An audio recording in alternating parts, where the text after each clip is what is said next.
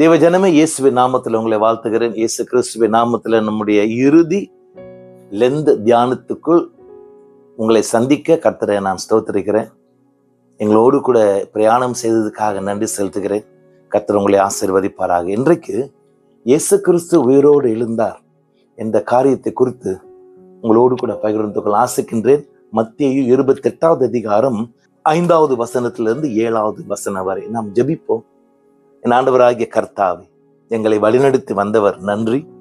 இந்த இறுதி தியானத்துல கூட பரிசுத்த ஆவியானவர் எங்களோடு கூட இடைப்பட்டு கற்றுக்கொள்ள வேண்டிய காரியங்களை தெளிவாய் கற்றுக்கொள்ள எங்களை வழிநடத்த வேண்டும் என்று இயேசுவின் நாமத்தில் ஜெபிக்கிறேன் தகப்பனே, ஆமென்.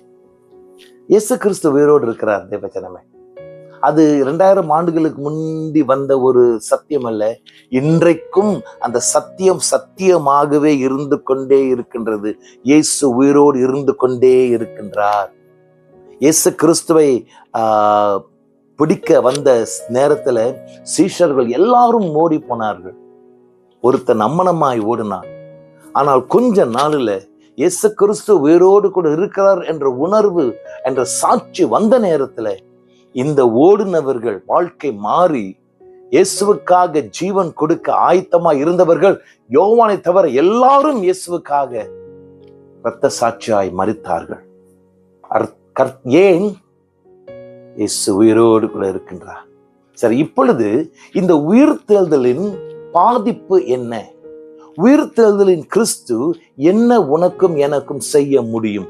லூக்கா 7வது அதிகாரத்தில் 11வது வசனத்திலிருந்து 17வது வசனத்தில் ஒரு விசித்திரமான ஒரு கதை, அதை உங்களோடு கூட பகிர்ந்து கொள்கிறேன்.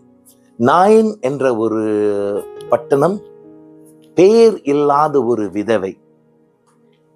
இந்த கதை லூக்கா சுவிசேஷத்துல மட்டும்தான் நம்ம பார்க்கிறோம். ஏன்னு கேட்டா, நான் கொஞ்சம் சிந்திச்சு பார்க்கிற நேரத்தில் ஆவியானவர் கொடுத்த ஒரு காரியம். லூக்கா சுவிசேஷத்தையும் அப்போஸ்தலர் நடவடிக்கையும் டாக்டர் லியூக் என்பவர் எழுதுகிறார், மருத்துவர் எழுதுகிறார். ஏன் எழுதுகிறார்? தியோஃபிலஸ் என்ற பிரபலமான ஒரு அரசியல்வாதி லூக்கா கிட்ட இயேசு கிறிஸ்துவை பற்றி ஒரு நல்ல ஒரு ரிசர்ச் பேப்பர் எழுதி கொடு அப்படின்றாரு. ஸோ லூக்கா மிகவும் நிதானமா இயேசு கிறிஸ்துவை பற்றி எழுதி கொடுக்கிறார். அப்படி எழுதுகிற நேரத்துல தேவனுடைய பரிசுத்த ஆவியின் வழிநடத்தல டாக்டர் லியூக் இயேசுவை பற்றி எப்படி வர்ணிக்கிறார் என்றால், அவருடைய தெய்வீகம், அவருடைய மனித தன்மை. அதனாலதான் இந்த அருமையான ஒரு கதை இங்க காணப்படுகிறது என்று நினைக்கின்றேன். சரி, பின்னணி. இயேசு கிறிஸ்து இந்த நாட்கள்ல கப்பர்நகூம்ல தான் தன்னுடைய ஊழிய பேஸ் வைத்துக் கொண்டார். நாயிம் என்ற இடம் ஒரு சின்ன ஒரு விவசாய பட்டணம். கப்பர்நகூம் 183 மீட்டர் கடல் அளவுக்கு கீழே, பிலோ சி லெவல். நாயம் என்ற பட்டணமும் 213 மீட்டர் அந்த கடல் லெவலுக்கு மேல. இது ஒரு ஹில், ஒரு மலை. கப்பர்நகூமுக்கும் நாயமுக்கும் 48 கிலோமீட்டர்ஸ். சரி, இந்த உயர்வு என்ன நமக்கு தெரியாது. புரோகா ஹில்ஸ் ஏறக்குறைய 400 மீட்டர் உயரம்.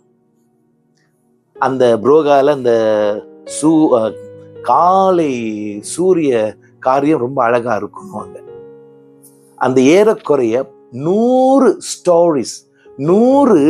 Stories high twin towers, Petronas twin towers 110 stories உள்ள ஒரு கட்டடம்.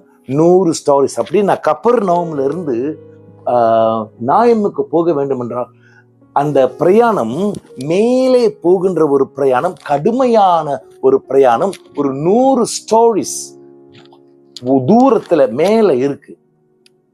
சரிங்களா? இப்ப அந்த பிரயாணம் எடுக்கிறதுக்கு ஏறக்குறைய 1 நாள் இல்ல 2 நாள் எடுக்கணும். இதுல என்ன விசித்திரம் என்றால், இயேசு கிறிஸ்து அந்த நாயமுக்கு போகணும். அந்த நாயமுக்கு போன நேரத்துல ஒரு அடக்கம் செய்ய ஒரு கூட்டம் வருது. அந்த கூட்டத்தை சந்திக்கணும். அந்த சரியான நேரத்துல வரணும் அப்படின்னு இருந்தா இயேசு கிறிஸ்து அதிகாலையில எழுந்து நடந்திருக்கணும். இல்ல, இரவு முழுதும் நடந்து வந்து அந்த இடத்துல சரியா இருந்திருக்கணும். கவனம்.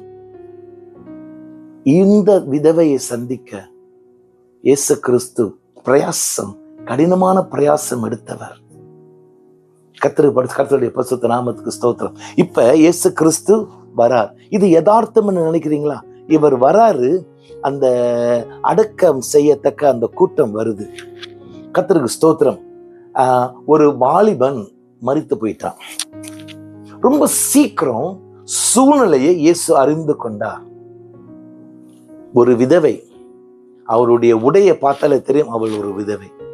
இரண்டாவது, இந்த இறந்து போனவனுக்கு கூட பிறந்தவர்கள் இல்லை. மறுபடியும் அந்த உடை, கூட பிறந்த அந்த துக்கம் விசாரிக்கிறவர்கள், அந்த குடும்பம், முக்கியமான குடும்பம், வேற உடை. இந்த சைனீஸ்ல நீங்க பார்த்துருப்பீங்க, சீனர்கள் அவங்களுடைய சொந்தக்காரர்கள், அம்மானா பிள்ளைகள் வேற மாதிரி உடை உடுத்திருப்பார்கள். அதை பார்க்கிறாரு.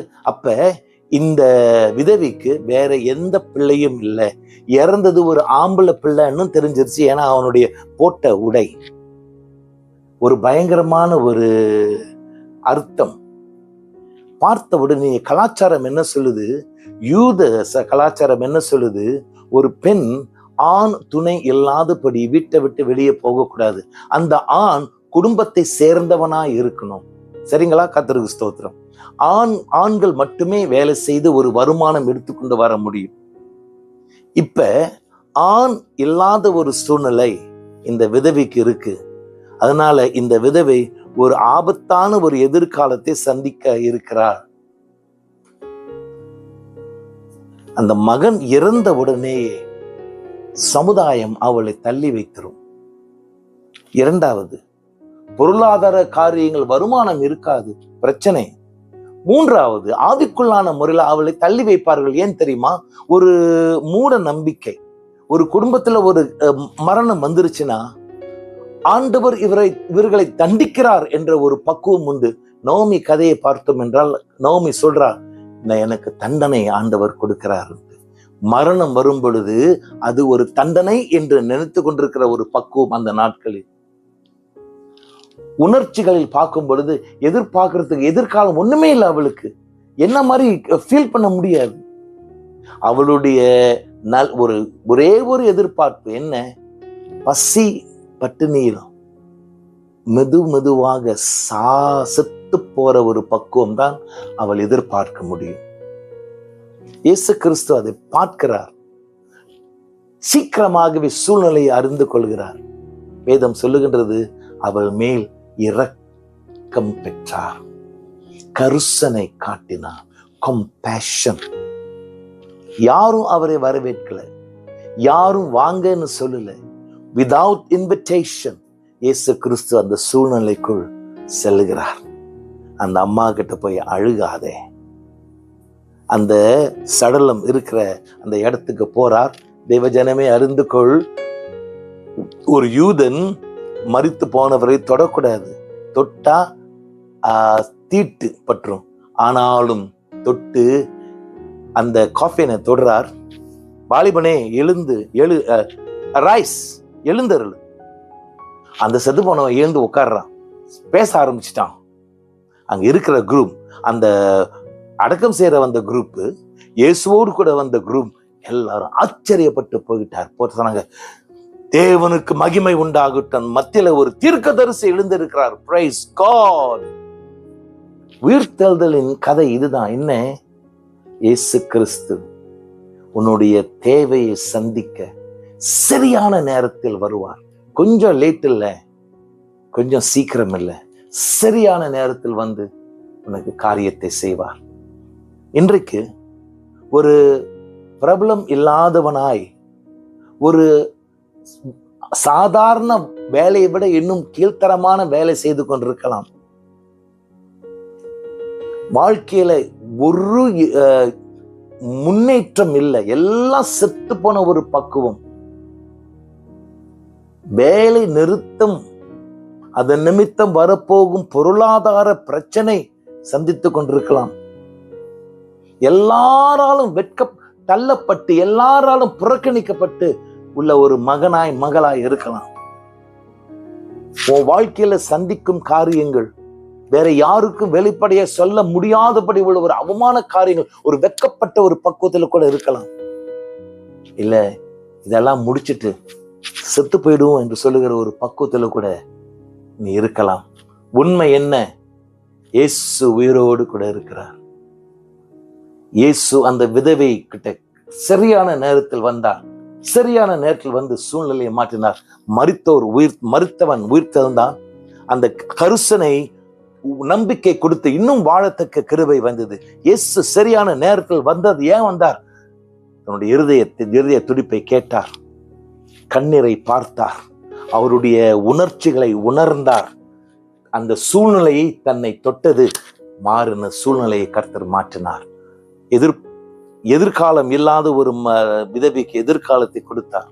பயம் நிறைந்த ஒரு விதவிக்கு பயத்தை நீக்கி தைரியத்தை கொடுத்தார். இதான் இயேசு கிறிஸ்து உயிரோடு கூட இருக்கிற வல்லமை. இயேசுவை நம்பு, இயேசு கிறிஸ்துவை நம்பு. இயேசு உனக்கு உதவி செய்வார் என்பதை நம்பு. இயேசு உன்னோடு கூட வருவார், சரியான நேரத்தில் வந்து உதவி செய்வார் என்பதை நம்பு. ஜெபிப்போமே. ஆண்டவராகிய கர்த்தர் உயிரோடு கூட இருக்கிறதுனால எங்கள் மூலமாக ஒரு கூட்டம் மக்கள் இயேசுவை அறிந்து கொள்ளத்தக்க எங்களுக்கு கிருபை செய்ய வேண்டும் என்று இயேசுவின் நாமத்தில் ஜெபிக்கிறோம் தகப்பனே. ஆமென்.